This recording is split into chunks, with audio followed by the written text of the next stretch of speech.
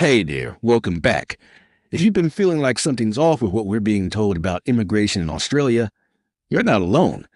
Today, we're pulling back the curtain on a report that's going to make a lot of people very uncomfortable because it directly contradicts what the government keeps telling us. And no, this isn't about fear-mongering or blaming migrants. Let's get that straight right now. This is about facts. It's about who's coming into the country, what they're actually doing once they get here, and how it's impacting everyday Australians.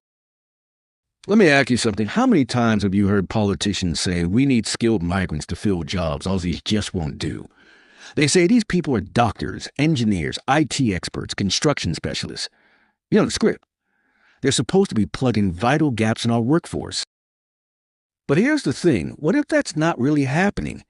What if the system is being gamed and the so-called skilled migration program has turned into something completely different? A new report just dropped, and it's massive.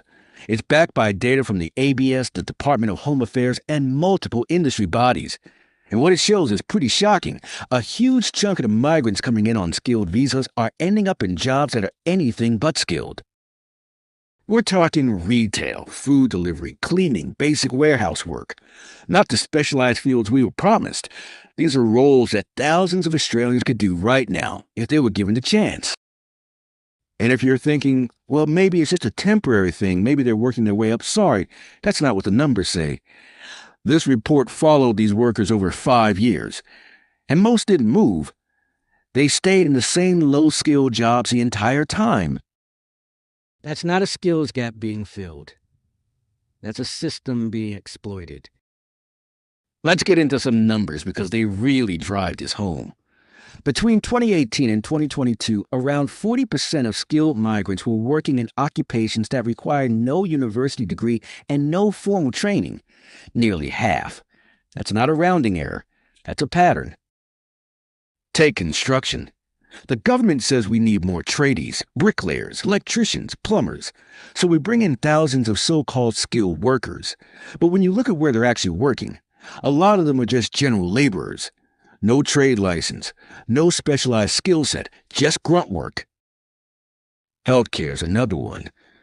We were told skilled migration would bring in nurses, aged care professionals, medical staff.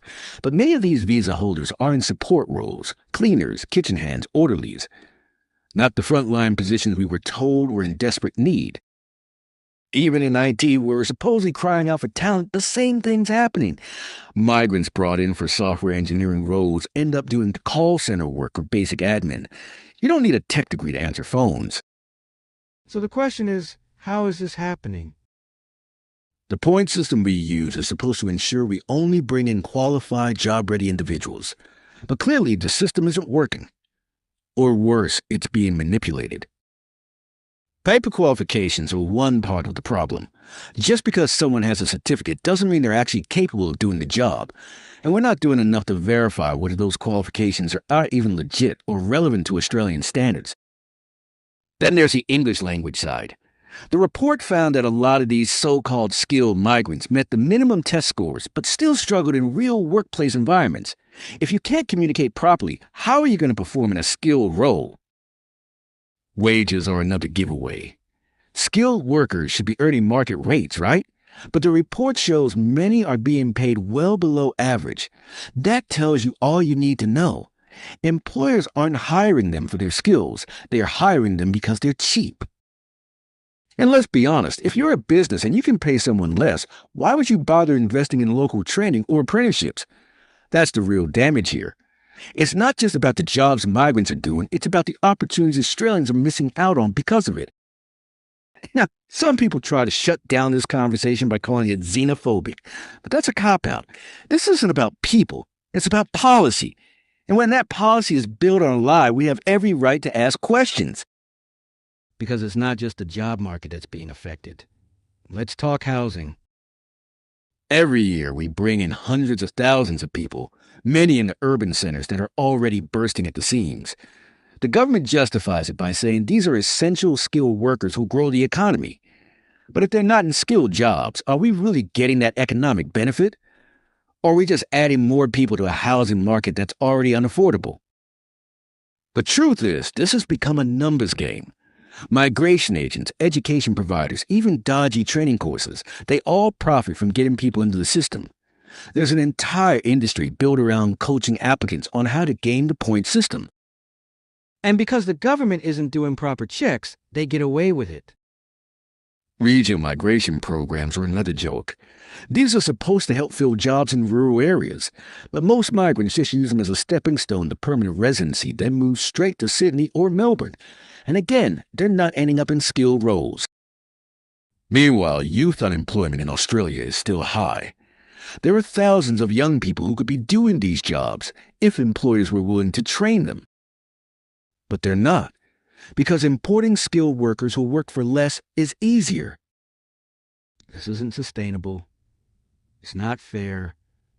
And it's not what we were promised. What makes it worse is that the government knows. They've seen the same data, and instead of fixing the system, they keep pushing the same tired narrative because it's politically convenient.